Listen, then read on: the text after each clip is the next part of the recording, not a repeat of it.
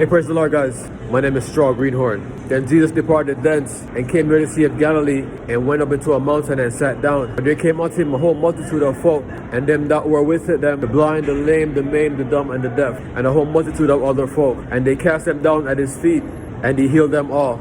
Insomuch that the multitude that stood by marveled when they saw the blind to see, the dumb to speak, the deaf to hear, and the maimed to be made whole. And they glorified the God of Israel.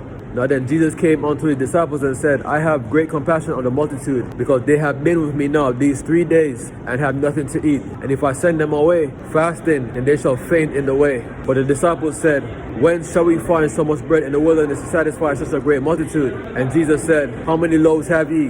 And they said, 7, and a few small fishes. So then Jesus commanded them to sit down, and he took the loaves and looked up into heaven and brake and gave thanks and gave to the disciples, and the disciples gave to the people. Now they did all eat and were filled, and took up 7 baskets of fragments that were left over. Now those that had eaten were about 4,000 men, besides women and children. Alright, so here we see Jesus out and about doing some more miracles. Same old, right? So he starts off by saying, And Jesus departed thence, and came by the Sea of Galilee, and went up into a mountain and sat down. And there came unto him a whole multitude of folk, and they brought with them the blind, the lame, the maimed, and the dumb. Alright, so here we see Jesus going up into a mountain. And you know, so far, mountains have been private places for him. So this is the first time that we're seeing him doing work is on a mountain. Because you know, when he went up, usually, and so far we've seen, whenever he goes up into a mountain, it's to pray, and he's always by himself.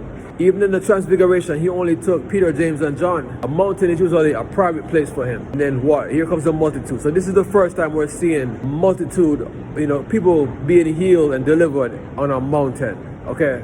So that's something to note. So it says that a multitude of people came unto him, and they brought with them the blind, the lame, the maimed, the dumb, and a whole multitude of other folks, and they cast them before his feet, and he healed them all. So here we're seeing the usual players, the blind, the dumb, the lame, the maimed, and then the Bible goes on to say a whole multitude of other folks.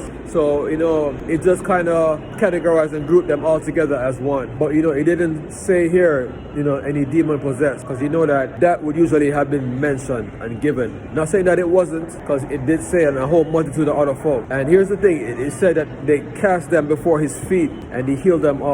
So, you know, sitting at the master's table, taking the little children's bread and giving it to the little children. And when I hear cast them before his feet, I remember when he was being tempted by the devil in the wilderness. When he said, Cast thyself down, it is written, he shall give his angels charge over thee.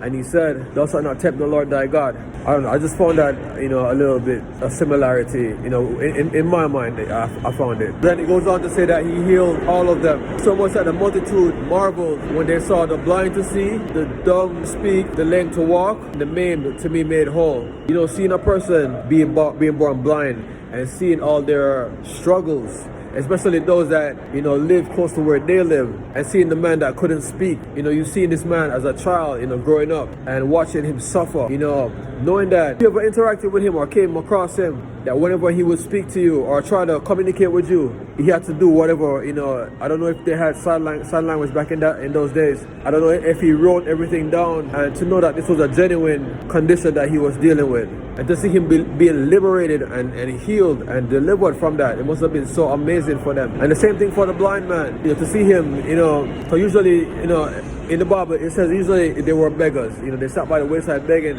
you know, those that didn't have a parent to take care of them. And to see him not being able to see, and knowing that it wasn't a hoax, because as you can imagine, you know, even in the New Testament, even later when we see Paul, you know, there was a guy, the sorcerer that went around, you know, bewitching everybody, convincing them, you know, that he was some great, you know, prophet, some great chosen one, but he was using sorcery. So, you know, these people, they were used to being tricked. They were used to, you know, copyrights, because, you know, we even hear Jesus say that, and little ones, you shall hear that, you know, Antichrist shall come. But I tell you already that there are many Antichrists gone out into the world. And these are the ones that, you know, want to show up and claim that they are God or they are sent by God when they are not.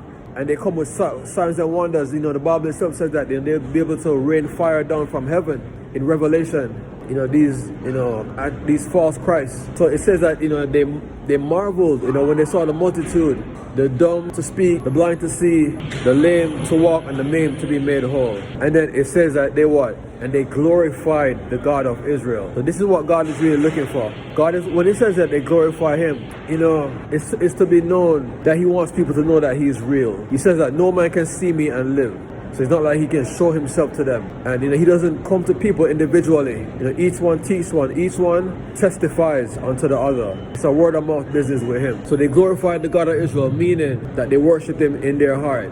They acknowledge that it was he that did these things and not by accident. It wasn't some physician, it wasn't some medication, it wasn't by the strength of some man. It says some men trust in horses and chariots, but we will remember the name of our God, because not by power nor by might, but by his spirit. So when they were giving him glory, they were acknowledging him, they were speaking of him. And in this moment, for them to have given him glory means that they weren't holding on to anything else. They weren't holding on to any other false gods that were so popular at the time. The gods of the Philistines, the gods of the Canaanites, the gods of the Samaritans. Each location of people, they all had their own false gods. And in this moment, they all focus on him, which is the true one and only God. He doesn't share space. He doesn't share godness with anybody else. So it's so crazy that he should have to share worship and respect, and glory with all these false gods when he does not share godship with anybody else. Alright, so then in the next verse we see it says that he came to the disciples and said,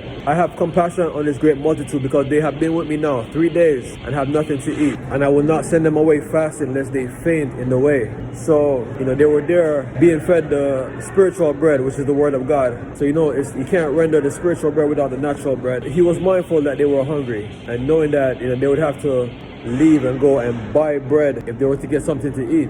On a side note, when Moses went up into the mountain, he was there 40 days. In the Bible, it doesn't say that he ate anything. But the difference is that when Moses went up, he was in the raw presence of God.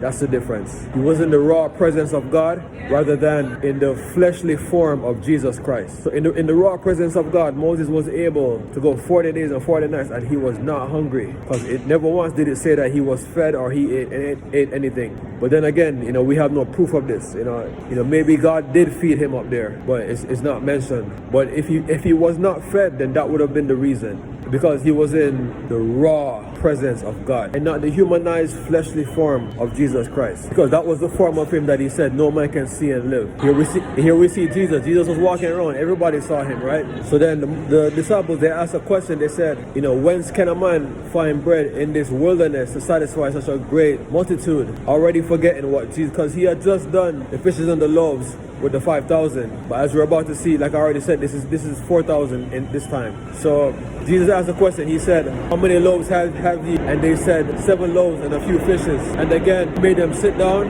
and he took the loaves and brake and looked up in heaven and gave thanks. He gave to the disciples and the disciples to the people. And now when they had all eaten, they took up 7 baskets of fragments remaining. And those that had eaten were about 4,000 men besides women and children. So comparing this to the first fishes and the loaves encounter, it was 5 loaves and 2 fishes that fed 5,000 and took up 12 baskets of fragments. 5 loaves, 2 fishes, 5,000, 12 baskets of fragments. So now here we have 7 loaves and several fishes. I'm guessing it was more than 2. So we have more loaves, more fishing, and we have less people, 4,000, and we take up 7 baskets of fragments. I don't know if this was done intentionally, but if you look at the numbers, this shows that God, he can do more with less. Because in the first time we had more people, 5,000, now we only have 4. In the first time we had 5 loaves, now we have 7, which is more. In the first one we had 2 fishes, and now they said now several fishes, which is, I'm guessing, more than 2. And in the first one they took up 12 baskets of fragments, and now we take up 7. So in the first one we had less fishes, less loaves, more people, and we took up more fragments.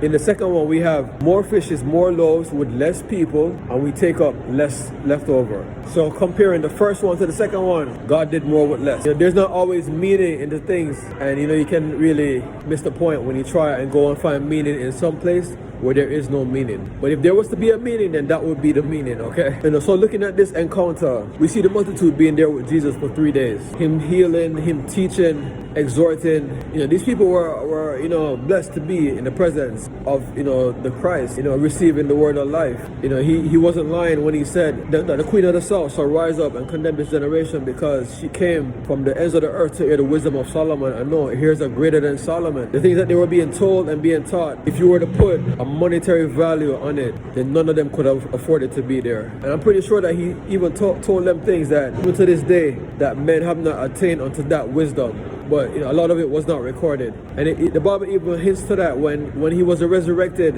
and he was with the disciples. One of them, it says in one of the Gospels, it said that the things that he did, that there would not have been enough books in the world that could be written contain the things that he did. My name is Straw Greenhorn.